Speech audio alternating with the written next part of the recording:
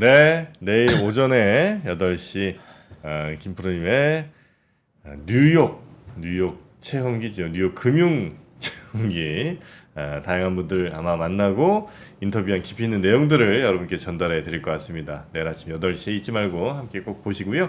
자, 바로 모시겠습니다. 이선엽 이사님 어서 오십시오. 장군님. 잘 지내셨습니까? 네. 예.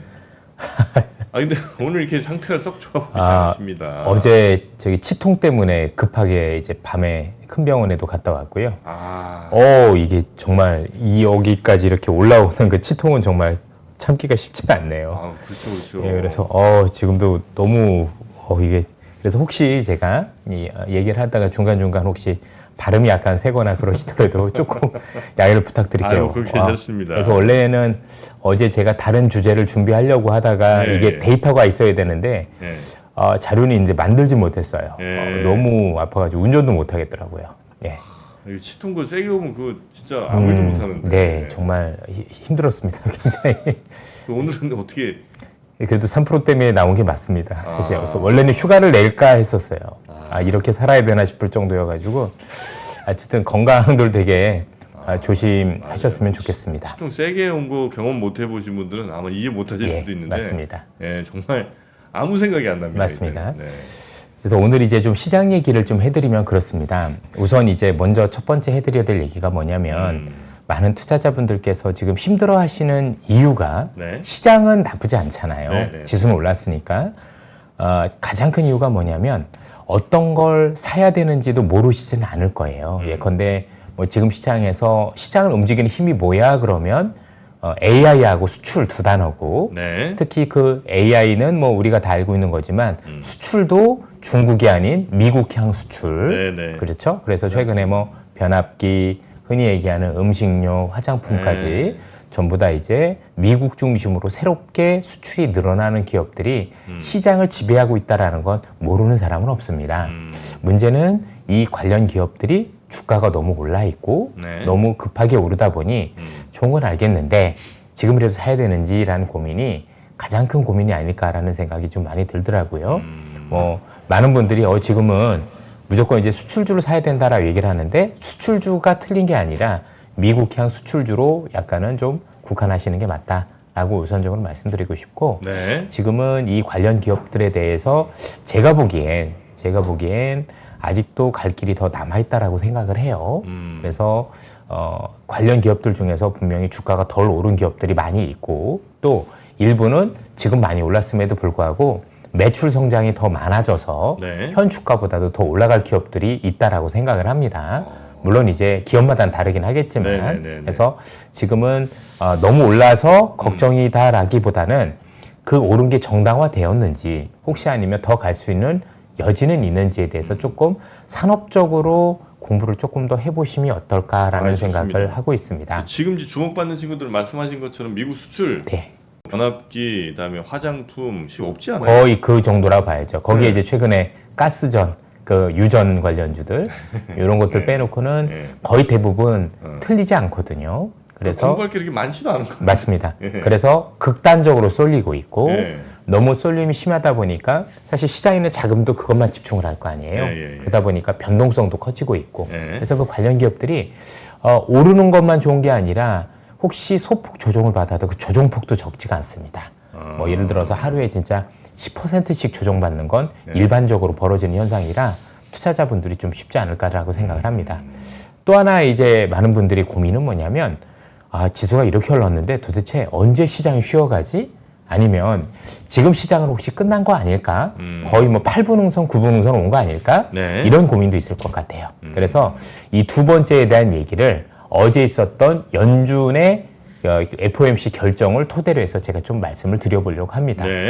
그리고 앞서 제가 말씀드렸었던 이 화장품이나 아니면 이런 것과 관련된 얘기는 제가 아마 언더스탠딩을 통해서 여러분들한테 데이터를 통해서 찾아갈 것 같아요. 좋습니다. 한번 말씀드리도록 하죠. 일단 연준은 금리 동결했고요. 앞으로 올해 연내 아마 한 번 정도 예상하는 것 같고요. 일단은 어제 뭐 우리 박 이사님도 그러시고 많은 분들이 나와서 연준에 대해서는 이미 기본적인 좋은 얘기를 많이 해주셨을 거라고 네네. 생각을 합니다. 그래서 조금 다른 얘기로 경제가 아닌 네. 주식시장에 맞춰서 연준을 해석해 드릴까 합니다. 좋습니다. 예. 첫 번째 여러분들께서 보셔야 될 아이디어는 뭐냐면 어제 연준의 얘기를 통해서 네. 저희들이 얻었던 아이디어는 뭐냐면 첫 번째 금리 인하는 이거 왜 이렇게 두껍죠? 이거 좀 얇게 해주실 수 없나요? 아, 그거요. 예, 예. 한번 저희가 좀 조절해 예. 보겠습니다. 첫 번째 금리 인하는 네. 시장의 조정 시그널일 가능성이 높다라는 겁니다. 첫 번째 금리 인하는 오히려 시장이 쉬어가는 빌미가 될 가능성이 높다. 쉽게 네. 얘기해서 지금 많은 투자자분들이 미국 시장 도대체 언제까지 올라가는 거야? 라고 할 텐데 언제까지 올라가다가 중간에 한번 쉬어가는 구간이 있을 거지 않습니까? 네. 그게 오히려 첫 번째 금리 인하가 될 가능성이 굉장히 높아졌다라는 거고요. 두 번째는 당연히 첫 번째 금리 인하 이후 이로 인해서 쉬어가는 시장은 매수의 기회지 팔아야 될 시기는 아니다. 제가 아마 나중에 또 일부러 자료를 많이 준비하고 있는 게 네. 향후에 시장이 추가적으로 올라갈 수 있는 거에 대한 것들은 따로 한번 마련해 드리려고 합니다. 지금 안 하는 이유는 너무 먼저 하면 사람들이 다 잃어버리세요. 네. 그리고 반응들이 안 좋으세요. 뭐 너 그렇게 얘기하는 거냐 얘기해서 그렇지만 네네네. 그 임박했을 때 또 말씀드리면 좋은 네. 아이디어가 될 거라고 생각을 하고 거기에 대한 어떤 그 맞아요. 전체적인 데이터들은 이미 마련을 해놨으니까 너무 일찍 그것 얘기해 한번 보시면 주시니까 되겠습니다. 많이 예. 까먹더라고요. 네, 그렇습니다. 그래서 그때그때 시기에 맞게끔 네. 여러분들이 결정하실 수 있어요. 그럼 왜 첫 번째 금리 인하가 조정 가능성이 높아지게 되는 거지? 네. 여기에 대한 얘기를 좀 해드려야 될 텐데요.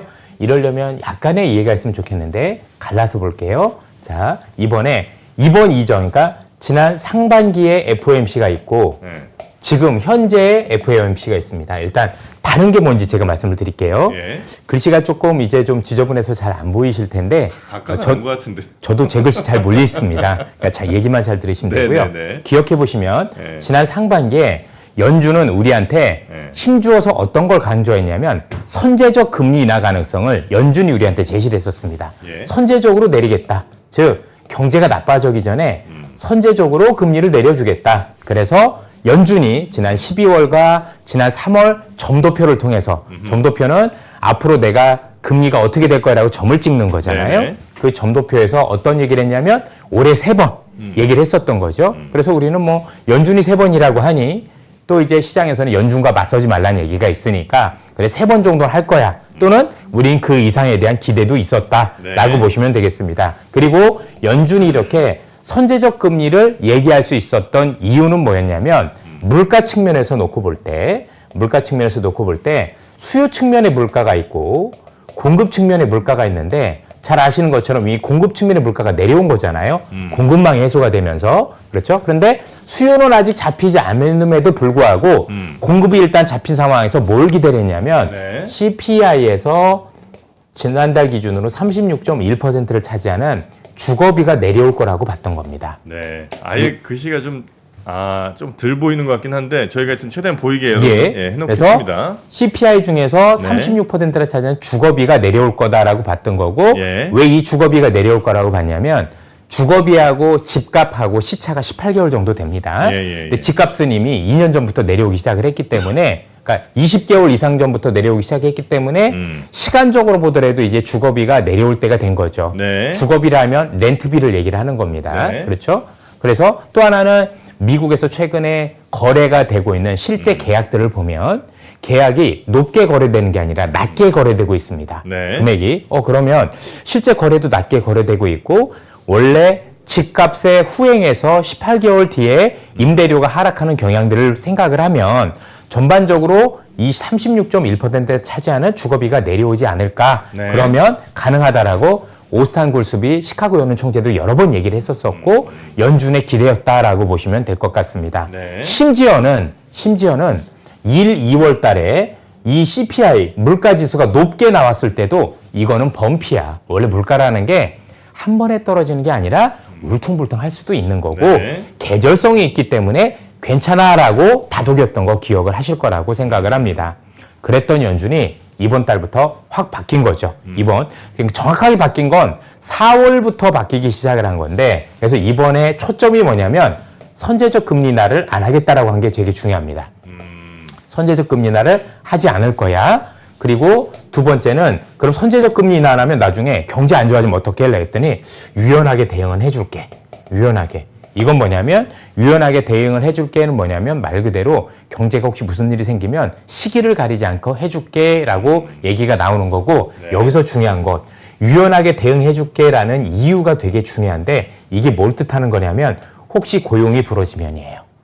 혹시 고용이 불어지면 시기와 상관없이 내가 나설 거야 라는 얘기를 했다라는 거죠. 네네. 그리고 연준은 지금 이걸 기다리고 있다라고 보시면 되겠습니다.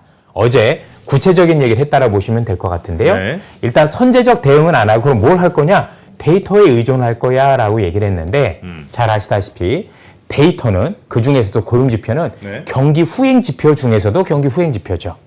근데 그 경기 후행 지표마저도 확인하고 하겠다라는 얘기는 네. 굉장히 후행적으로 대응하겠다라는 얘기가 되는 겁니다. 자, 뒤늦게 대응하겠다는 의미 안에는 뭐냐면 이렇게 해야 물가가 반등하는 거에 대한 그렇죠? 어떤 노이즈가 없을 수 있다. 이렇게 얘기를 했다라고 보시면 될 것 같은데요. 네.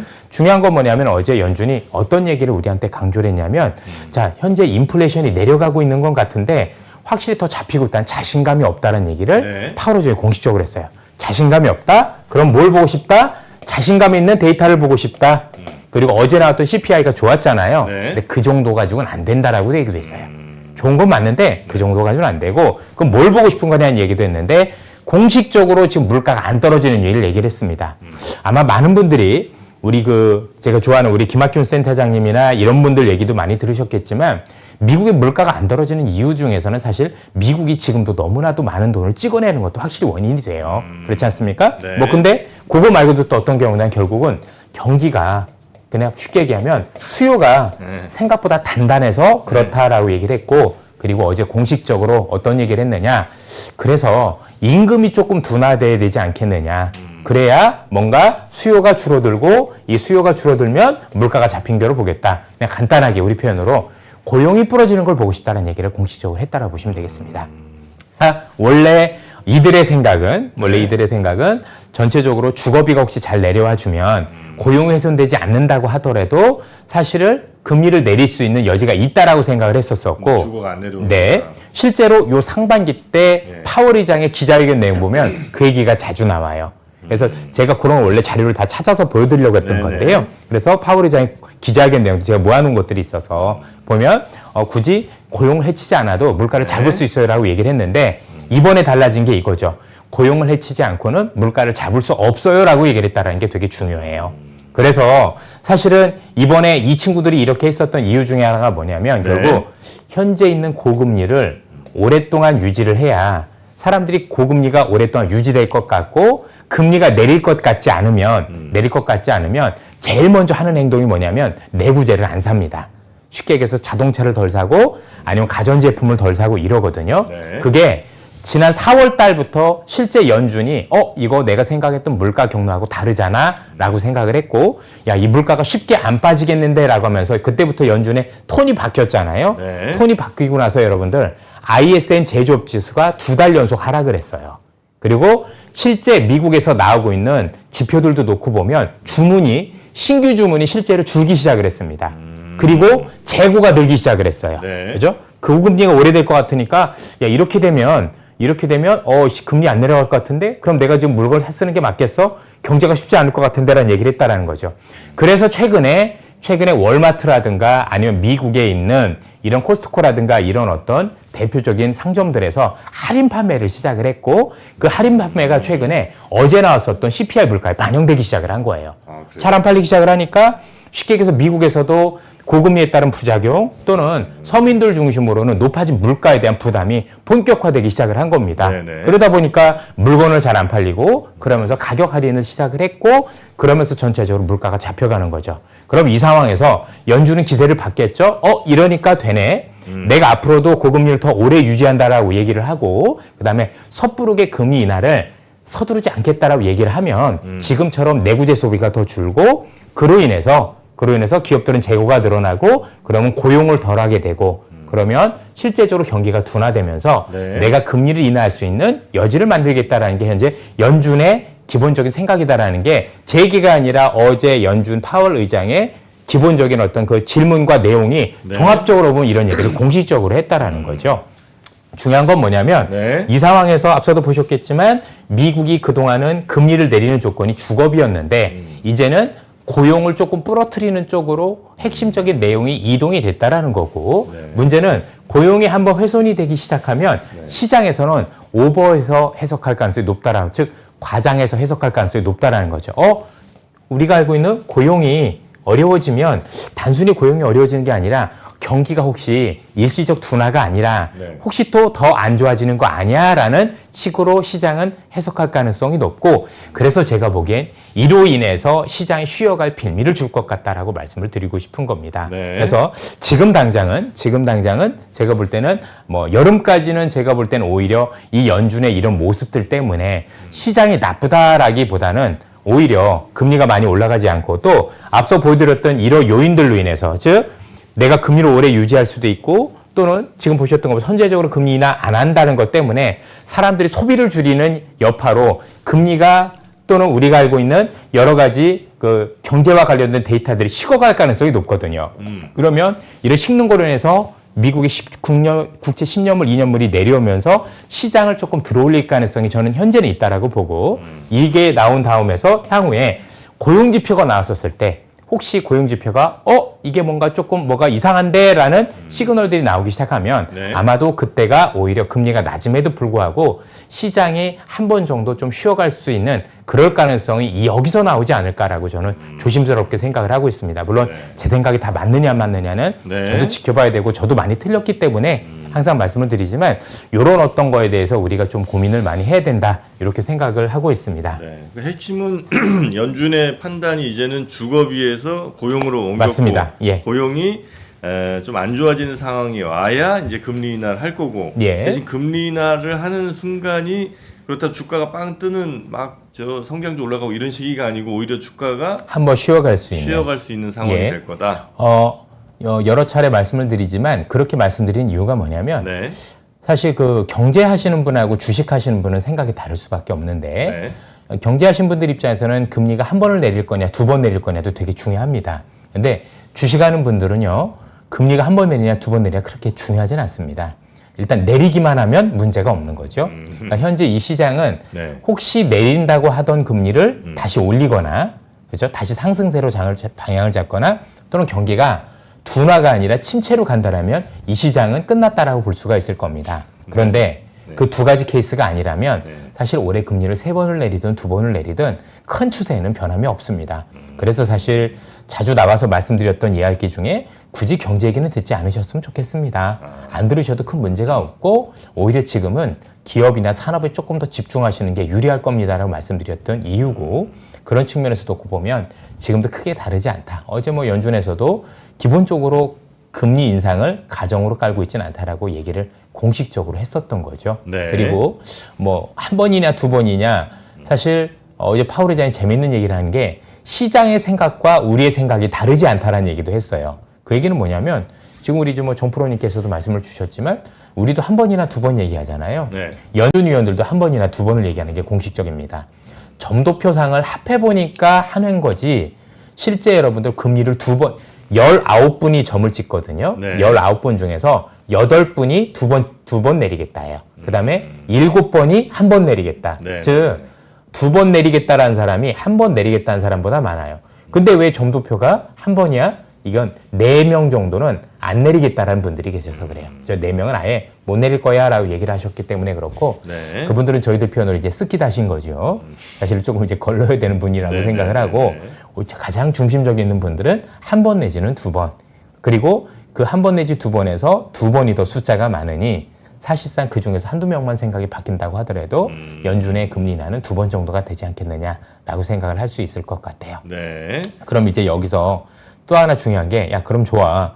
네 얘기대로 경기가 둔화가 돼서 어쨌든 경기가 조금 식어간다고 치자.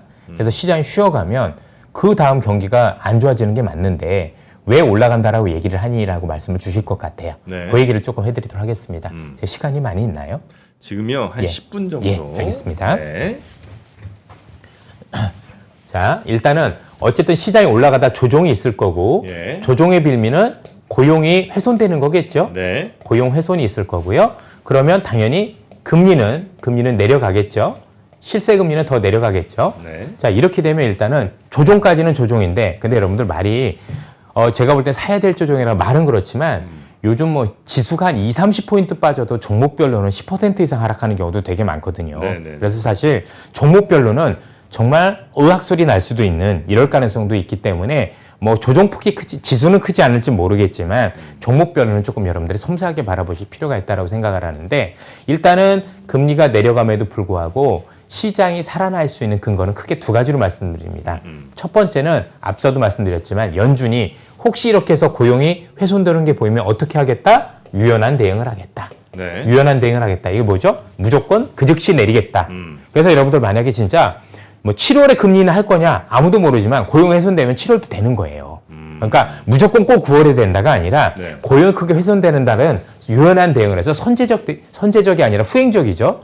일단 고용 지표라는 게 후행 지표니까 후행 대응인 건데 일단 유연한 대응이 가능해진다. 네. 고용이 되면. 그래서보다 실제 경제가 후퇴할 거를 일정 부분 막아주는 역할을 해요. 그렇죠? 네. 일단 어쨌든 약을 주니까 제가 지금 치통이 있는데 이 치통을 엄청나게 그 많은 그죠? 그 항생제나 이런 걸 맞고 나니까 좋아지는 것처럼 이렇게 될 수가 있는 거예요. 근데 두 번째가 더 중요해요.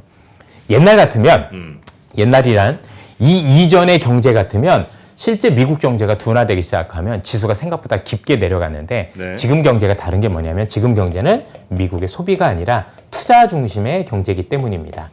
잘 아시다시피 미국이란 나라는 여러분들 잘 아는 것처럼 Y는 C 플러스 I 플러스 G 플러스 X 마이너스 M이잖아요. 이게 소비, 투자, 정부 지출, 수출 마이너스 수입인데 미국이란 나라는 이 소비가 GDP의 70%였었어요. 네네. 그렇죠? 당연히 그러니까 소비가 안 좋아지면 경제가 어려워지는 거야 라고 하는 건데 미국이 지난 40년 만에 처음으로 투자 경제로 바뀐 거죠.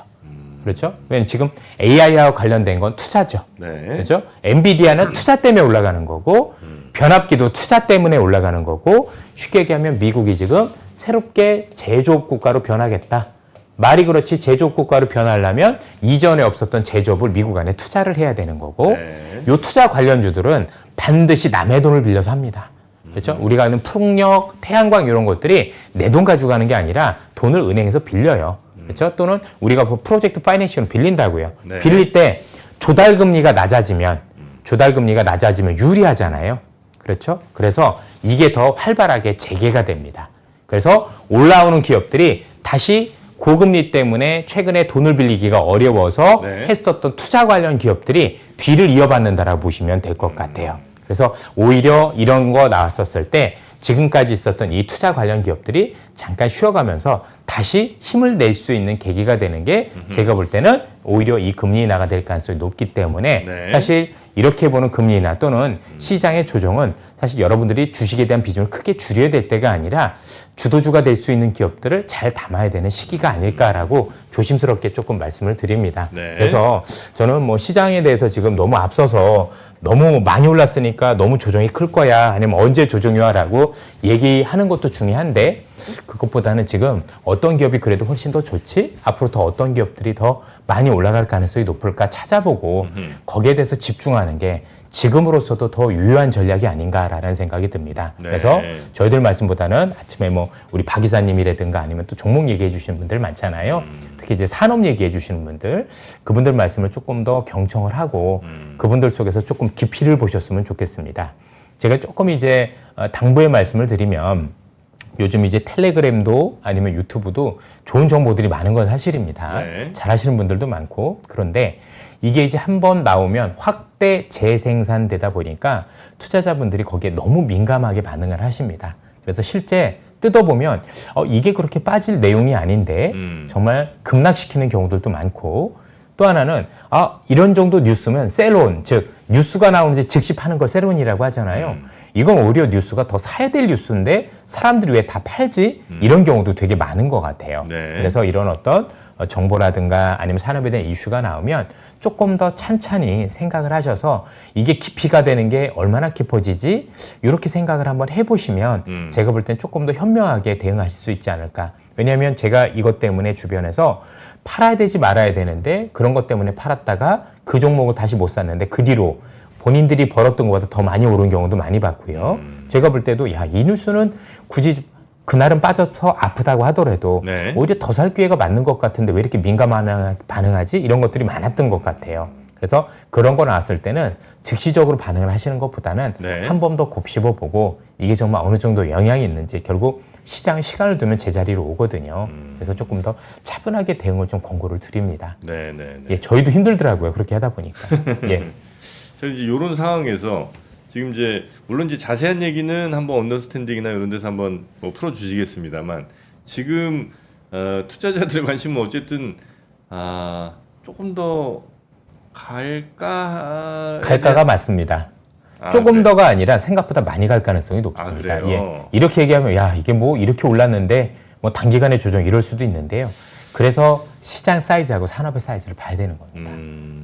그래서 여러분들께서 보셔야 될 게 이게 지금 처음 움직이는 게 아니다라는 게 중요한 거죠. 이미 우리는 경험이 있잖아요. 네, 네, 이런 네. 음식료라든가 아니면 이런 화장품들이 한 번 크게 움직였던 예전의 경험들이 있지 않습니까? 네. 그 경험들을 되돌아보고 그 경험상에서 현재와 비슷한 점과 다른 점 이런 것들을 한번 잘 살펴보고 우리 기업들의 경쟁력 이런 거 따져보면 네. 기업마다는 확실히 다르겠습니다만 아직도 일부 기업 중심으로는 여전히 제가 볼 때는 더 갈 길이 남아있다라고 저는 개인적으로 생각을 합니다. 예. 뭐 근데- 개인적인 생각이니까. 네네네. 예. 네. 이제 뭐 실적도 꽤 잘 나오고 이제 수출 데이터 같은 게 많이 잡히면서 다른 업종들에서 볼 수 없는 그런 수출에 대한 어떤 선호 혹은 뭐 환상 뭐 이런 것들이 그 기업들에 지금 많이 투영되고 많이 좀 평가를 받는 것 같기는 한데 그럼에도 불구하고 이 회사들은 앞으로 수출 데이터 정도만 꾸준히 나와주면 지금보다 훨씬 더 사람들의 투자가 몰릴 수 있는 거죠. 그렇게 되면 이제 그렇다라고 봐야 될 것 가격이 더 같습니다. 가는 거고. 사실 수출 데이터가 잘 나온 것도 맞지만 네. 왜 잘 나왔는지 앞으로 어떻게 더 잘 나올 수 있는지 따지는 게 더 중요한 거잖아요. 네. 예. 지금까지는 이제 가파르게 오른 부분이 없잖아 있었지만 음. 사실 가파르게 오를 줄 알았는데 네. 이거 좋다라고 얘기했는데 시장이 되게 뒤늦게 반응한 경우도 있었어요. 제가 최근에 어떤 재밌는 일들을 많이 보냐면 네.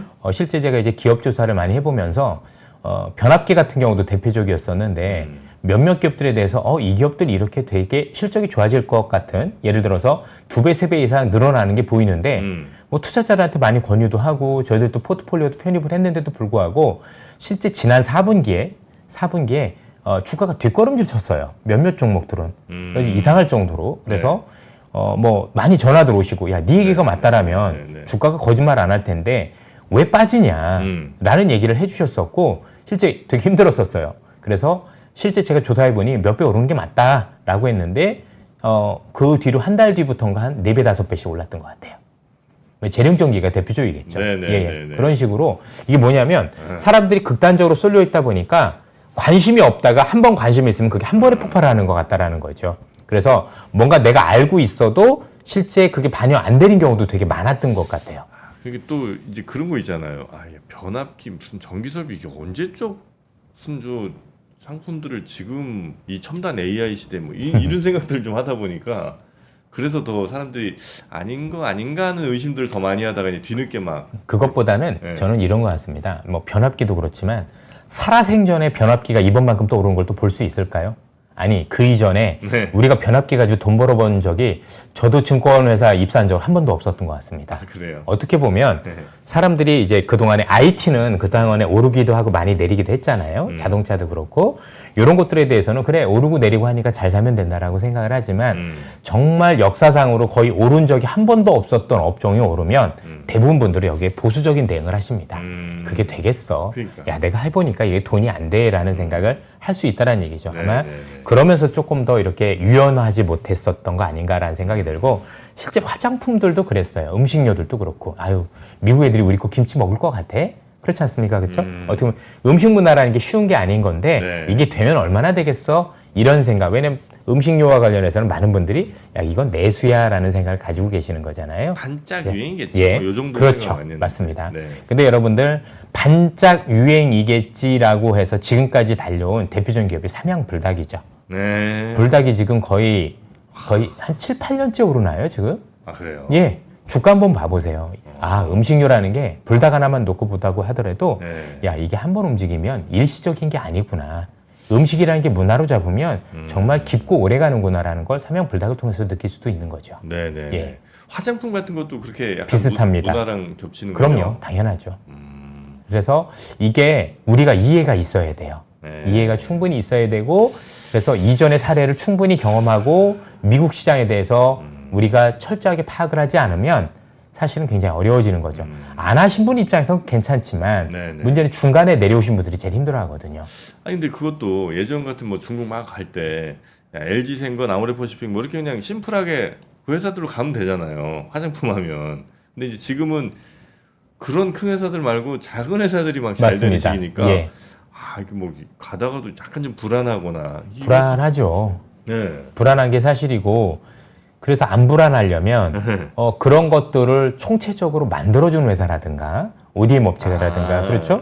차라리 그걸 파는 플랫폼이 더 낫죠. 왜냐하면 플랫폼 입장에서는 어차피 이 친구가 잘 되든 저 친구가 잘 되든 하나만 잘 되면 되는 거잖아요. 네, 네, 그렇죠? 네. 그걸 계속 유행을 만들 수도 있는 거고. 그러니까 각각의 유행을 따라가려면 어려울 수도 있겠지만 네. 사실 다른 거죠. 저는 이렇게 말씀드리고 싶습니다. 이 순간에 과연 명동에 있는 올리브영 가보신 분 몇 분이나 되시는지. 그렇죠? 거기에서 지금 네. 1등부터 10등까지 잘 팔리는 물건들을 거기다 진열을 해놨거든요. 순위도. 네, 네, 네. 그걸 보신 분이 있는지. 그것도 안 보고 화장품이 되나 안 되나 얘기하시면 안 되는 거예요. 그렇죠? 외국인들이 와서 그럼요. 사는 거를 봐야 그게 지금 하루 이틀 일이 아니고 그리고 그 올리브영이라는 데로 인해서 그게 달라진 것도 어떤 것 때문에 달라지고 이게 화장품에 어떤 영향을 미치는지도 속속들이 알아야 되는데 네네네. 당신들이 가지고 있는 생각이 예전에 있었던 저희 오래된 생각을 가지고 보다 보면 네. 이게 바뀔 수밖에 없어요. 저희들도 마찬가지잖아요. 저희들이 뭐 화장품 바르는 세대는 아니지 않습니까? 네. 쉽진 않아요. 네, 그런데 어쨌든 변화는 있을 거고 그 변화가 뭔지는 가서 놀러 가보시면서 네. 아 이런 거구나. 애들이 이렇게 좋아하는구나. 또 종업원분들한테 여쭤볼 수도 있어요. 이분들이 말이야. 예 그리고 왜 이걸 사요? 라고 왜 이걸 찾지라고 여쭤보면 아이디어가 될 수 있는 것들도 많이 나온다라는 거죠. 그래서 발로 뛰어야 되는 겁니다. 네, 이사님은 항상 그 발로 뛰시는 거 강조하고 그럼요. 직접 많이 가시잖아요. 그럼요. 네.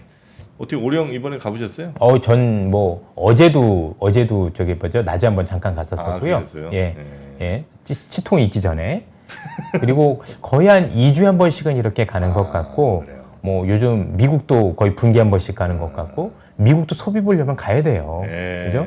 뭐 애널리스트들 뭐 합니까? 탐방도 중요하지만 가서 눈으로 보는 게 더 빠르거든요. 네네네. 중국도 자주 가야 되는 것 같고 네. 그렇습니다. 이건 진짜 저희가 반성 좀 해봐야 되겠네. 직접 명동 올리브영 정도 안 가보면서 화장품 뭐 살까를 고민하는 것 자체가 우리 참 넌센스죠. 너무, 네, 넌센스 솔직한 얘기로 공부 안 하신 거죠. 네. 예. 자, 반성합시다 우리. 이렇게 말씀드려도 되나? 지금 여러분들 아마 지방에 계신 분들 모든 역 가보시면 모든 역에 다 올리브영 들어와 있는 거 알고 계세요? 부산역, 서울역, 뭐 대구역 이런 데 쭉 가보시면 전부 다 주요 역사에 옛날에는 안 그랬었는데 지금 다 올리브영이 장악하고 있어요. 그런 것도 변하지 않습니까? 봐야 됩니다. 직접 눈으로 확인해야 됩니다. 공부하겠습니다. 예. 자 오늘 치통 투혼을 발휘해 주신 주머니에 그 너무 아파요. 진짜. 진통제가 좀 막 한 움큼 있으시던데 네. 예, 얼른 잘 치료 받으시고 조금 편안하게 네. 보내시길 기도하겠습니다. 고맙습니다. 예, 감사합니다. 네, 이선엽 이사님과. 박근영, 이선영, 사경인, 염승환 투자 마스터들의 세심한 케어로 건강한 투자 습관을 만드세요. 3프로 멤버십 3프로 앱에서 확인하세요.